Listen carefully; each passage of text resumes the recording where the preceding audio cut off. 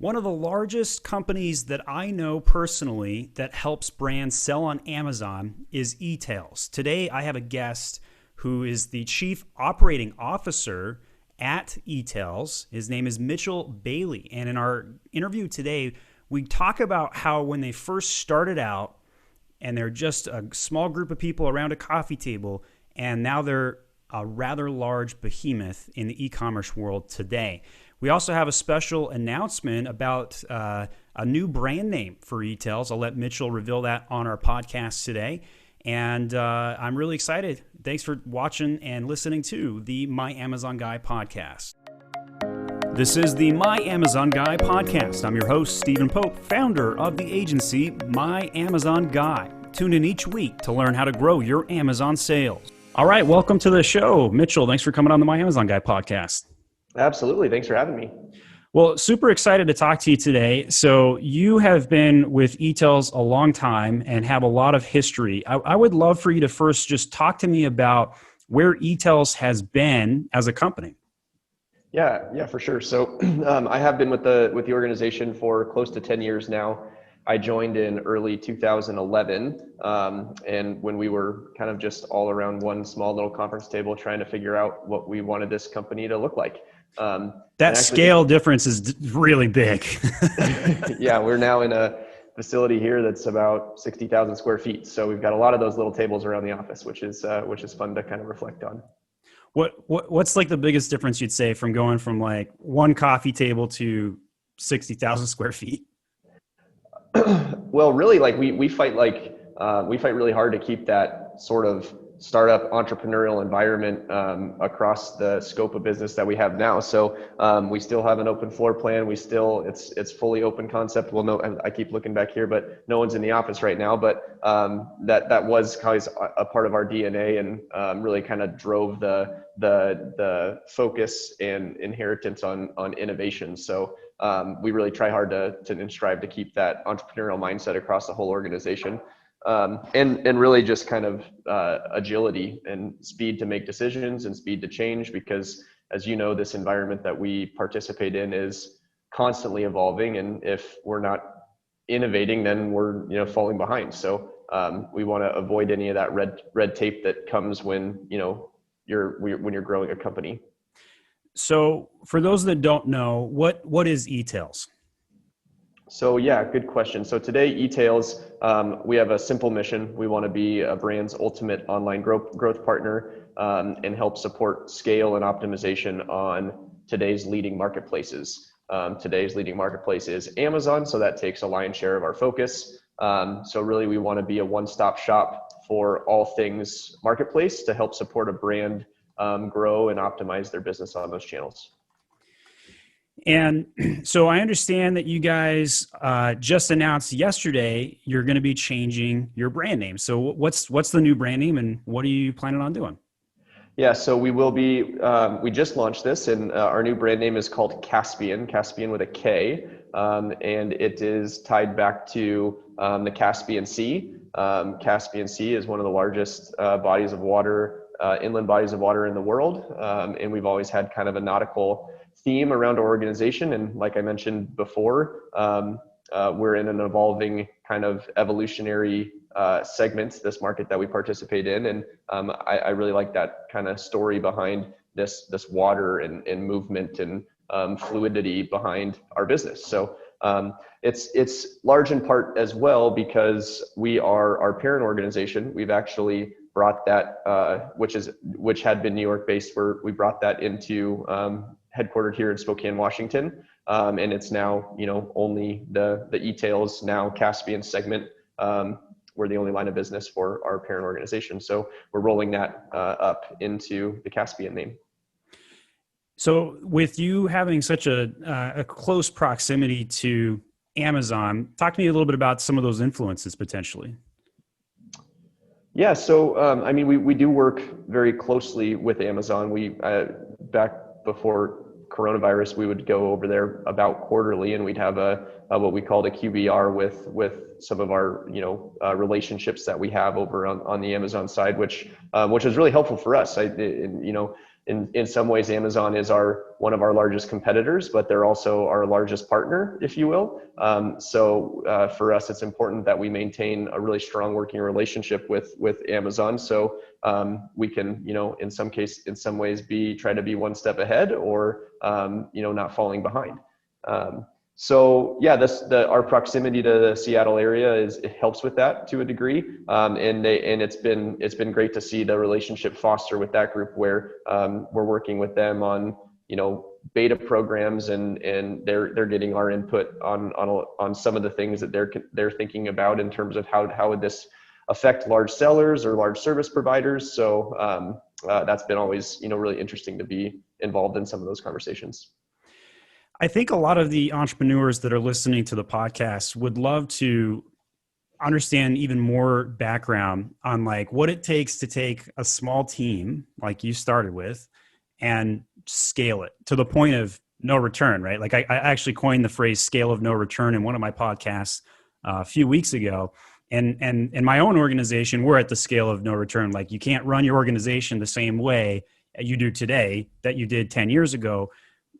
Just because there's so much more involved, way more on the line, and the scale is just gigantic. So like, what do you think was the first success that you had on the board that made Etailz like name on the map kind of thing? Yeah, I mean, like most things in life, timing is everything. And I think we got involved in this market space at the right time. And we made a couple of good decisions early on, one of which was we were going to, an expression that we hold near and dear to our hearts is don't outsource a core competency. And we wanted our technology and our infrastructure to be a core competency and a part of our value proposition. So rather than going out and finding solutions, technology solutions or software applications to help manage our business, we developed those internally. And that really afforded us and gave us the opportunity to scale. And we had to do that very early because, we kind of entered into this market, and it was, we were all hands on deck and onboarding, dozens of new brands and partners a week, and really just kind of off to the races. So we kind of got to the point where we can either throw a bunch of bodies at this and try to scale that way, or get a little bit smarter and scale pretty efficiently. And that's when we really invested pretty heavily, both from a time and a capital standpoint, in our platform or our technology solutions. So what's been built into the tech? Like what does it do that made it your core competency? Yeah, so a lot of it is around our supply chain management and advertising management. So we have in what I think one of our largest and most kind of pertinent back office solutions is the supply chain software that's really automating and managing our inventory management. And we're able to be very effective in that, given its precision on demand forecasting. So, with anything any business that's, inventory based, it's highly capital intensive. And as this marketplace space is not a sexy margin business. So, any dollar that goes out the door or left on the table is really lost opportunity. So one key metric for us is really driving healthy inventory turns, and our ability to do that really is driven by this supply chain management tool. So it handles all of our forecasting, all of our reorders, all of our pricing. So it's really algorithmically driving a lot of those kind of driving those outputs to really optimize sell-through and margin on the platform. We could go into some detail on this question. So the inventory management that you talk about is a hot topic this year for a variety of reasons, right? So like, obviously there's been more disruption to supply chain this year than there has been, and who knows how long. I think that the concept of just-in-time supply chain is totally dead, right? Like I've been telling my clients at my Amazon guy, like, go have a year's supply of stock on hand right now. Cause like, you don't know what's coming at all. So on top of that, most of the tech and infrastructure that's provided by third-party Amazon tools and Amazon themselves is lacking in a very key way. And I'll tell you a little bit why I feel that way, and then I'll ask you about it. So when you send something into Amazon, it goes through that check-in process, right? And let's say we're just sending a regular UPS case to make the discussion easy. And so it gets scanned at UPS, they scan it at every destination, and then it finally gets delivered at Amazon's facility in their FBA facility. But there's a metric called inbound quantity. And there's this weird quagmire location when you send it versus when it checks in and when it's finally live, it actually just flat out disappears. like you have no vision on what's going on. And it could disappear for like 7 days.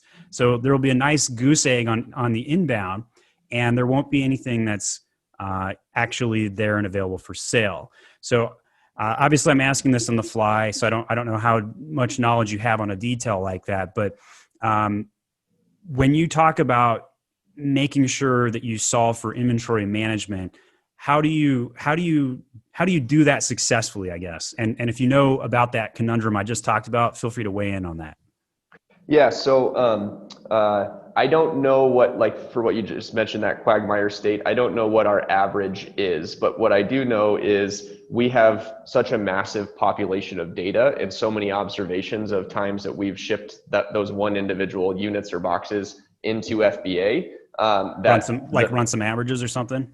Yeah, well, in our model, like the supply chain modeling, the algorithm that drives it, it factors those in. So for every one of our partners or every one of our products, we know on average how long it takes for it to ship from origination through any throughput facility that it has to go to, or getting once it hits Amazon's doors, and then the average time for that specific item, how long it takes to actually get checked in, received, and then active. So the model factors all of those individual variables into, the quote unquote lead time for that product to arrive.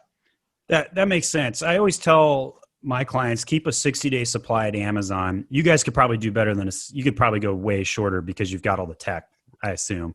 But the reason I've always stated that is because let's say it takes Amazon 30 days to check something in. Well, if you send less than a 30-day supply on that shipment, you're like bound to stock out. You've got out. Yep. Yeah. So you guys solve for really healthy margins. Not only are you any inventory you're storing at Amazon, you've got less time of it sitting somewhere, as well as your own warehouses, because you're factoring in all those averages and planning around that, it sounds like. Exactly. Yeah, our ultimate goal is to minimize the touch points from product source to the end consumer. So if we don't have to touch the product ourselves, that's preferred. And we're optimizing for that. And so Kaspien's a publicly traded company, so there's some things we can and can't talk about in the podcast. But if you could give me some sense of like number of products that you guys look at, is that something you can speak to at all? Yeah, well, I mean, a lot of that stuff is public. So we actually operate, and we're talking primarily about our retail segment here. We also operate, a subscription division, which is we're licensing our software or kind of consultancy service in that side. But for this part of the conversation, we'll kind of double click on the retail business. Sure. So we kind of segment that into two areas, and the first half is our FBA business, or inventory that we take a principal position in. The second half is we operate a dropship model where we're brokering transactions between our partners and the end consumer, and we don't take a principal position. So when we look at our catalog size, we're kind of segmenting it in that way. Today, our FBA business, we're working with about 800 to 900 brands, and our dropship business is about 50,000. We've got a 50,000 SKU catalog that is constantly churning. That's a lot of product, and so you have to really be a master of data to move all of those pieces correctly and make a profit on it, right? So what kind of challenges have you guys had to overcome to scale in all of these different areas? Well, a lot this year. I imagine. As you mentioned, just the immense pressure that was felt essentially overnight on the supply chain was pretty incredible. So for us, we've just been relentlessly focused on working as closely as we can with our brand partners to ensure that we are minimizing gaps as much as we can. So, and a lot of that is kind of going against standard operating procedures, if you will. But kind of like you mentioned, that kind of all is out the window right now. So it's really kind of in, risk mitigation mode in a lot of ways, and trying to get creative with our brand partners to ensure that this channel is well represented. Because I mean, if we're being honest, if I'm a brand owner, I'm going to want to make sure that my Amazon channel is of highest priority because it's getting the most visibility of consumers. So that's been a challenge for us as of late. And talk to me about people. So culture and people is close to my heart, because we have so much investment to do into people to get a company to grow, right? So like what would you say your successes or challenges have been on growing the organization as you've scaled up? Yeah. So culture is very important to us as well. And I kind of talked about this at the beginning a little bit in regards to how have we shifted from being, a bootstrap startup to, now the company that we are today. And a lot of it is trying to retain a lot of that culture that we had in the early days. But what's very, very important to us is we have 7 leadership principles or values that we, try to embody across the entire organization. They're posted on our website, the first being partner obsession. We want to be extremely partner obsessed. If we're focusing on our partners, then, that's going to be a competitive advantage for us. So really it's living and breathing these values that we have and that we've committed to across the organization. And it's how we measure individuals, performance and contribution. And then as we talk about growth and kind of career opportunities for people and, giving them the supporting resources to grow with the company, we're tying them back to these values that we have. So how are these things going to make you, be more partner obsessed? How is this going to influence you to be more of an owner across the organization? So really it's making these front and center and making sure that we're distilling them down into actions and not just words on a paper. So taking a step away from like the corporate culture for a moment, and then I want to talk about how we compete with Amazon. But if just to get to know you personally, Mitchell, like what do you do for fun outside of work? And what kind of motivates you? Yeah. Well, first and foremost, family man. So I have a 3-year-old daughter and another one on the way, actually due here in 5 weeks. So really it could be. Congratulations. Yeah, thank you. It could be any time. So that's really what gives me the most life is being able to, spend time with the family and do that. But also blessed to be here in the Pacific Northwest. I love being outside, anything outdoors. And the region up here in Spokane, we really actually get to live out all 4 seasons. So summers are great, winters are white, and so anytime I can be outside and just enjoying the area up here that's really great for us. I grew up in Utah, so best snow on earth, or so we claim. Do they ski up in Washington? I actually don't know this. Yeah, actually a lot. There's some great resorts up here. Spokane, we're actually right on the Idaho border, or very close to it. So there are several really great resorts up in northern Idaho. So we're pretty spoiled. I bet. So that sounds like a playground outside for sure. All right. So last segment of the pod today. Everybody, notices that Amazon is half the economy, right? I mean, everything is seemingly run by the big guy, Jeff Bezos.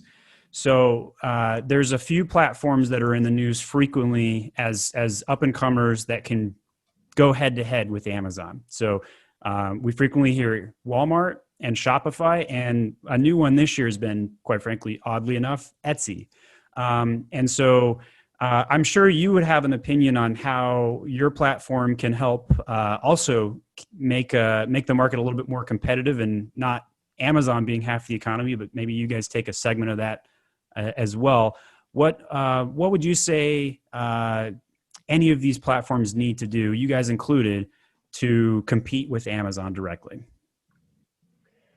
Yeah, it's a great question. There's another one that I'd add to that list too, which is top of mind for us. Target, I think, is a mover and shaker, or at least has an opportunity to be a mover and shaker here in this sector as well. And I think what they're doing with Target Plus, I think we'll see how that kind of goes for them. But My wife loves picking up from Target, and she thinks it's way better than Walmart, right? Like with Target, it's way easier, and the app involvement and the checkout process. So they clearly have way more tech skills than Walmart. I mean, like Walmart bought Jet and then did nothing with it, like just Yep. floundered it. They're coming out with their own Fulfilled by Walmart program, but I know nothing about it because there's no insight there and they keep delaying it. So who knows if like Deliveroo is going to like, hey, take it over. I have no idea. But okay, so you would add Target to that list. I think that's a good insight.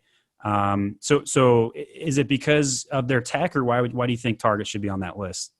I think they're similar to Amazon, where they are so relentlessly focused on their customer, and I think what they're doing with the red card and the membership there. And my wife similarly, she Target's her destination of choice. So I just see that, and I see also they're growing in terms of their overall share of the e-commerce marketplace, or the e-commerce market share, and they're a top 10 player now in terms of total e-commerce market share. So then they hadn't been on the list before. So I know they're kind of moving up the ranks.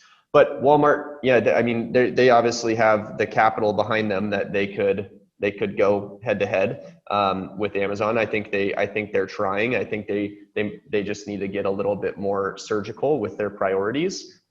We've noticed very similar things that you called out with the Jet acquisition and some of the things that they kind of promoted that were going to happen with that, and those didn't materialize. We are Etailz, now Kaspien. We are a user of the WFS program, Walmart Fulfillment Services. So we see the kinks that are kind of happening with that, but it's getting better. So yeah, I think that for us, we want to make sure that we're continuing to provide a value-added service for brands and put their products where they want them to be. And Walmart is one of them. And because it could be, a strategic positioning for them that, if tomorrow Walmart starts to capture more market share, they're ahead of the curve there. So any insight you can share on the Walmart fulfillment side, I think would be interesting. You can choose to talk about the kinks or not, but like what do you generally observe from that program? And obviously it's 5 years behind Fulfilled by Amazon, but what insight can you share there?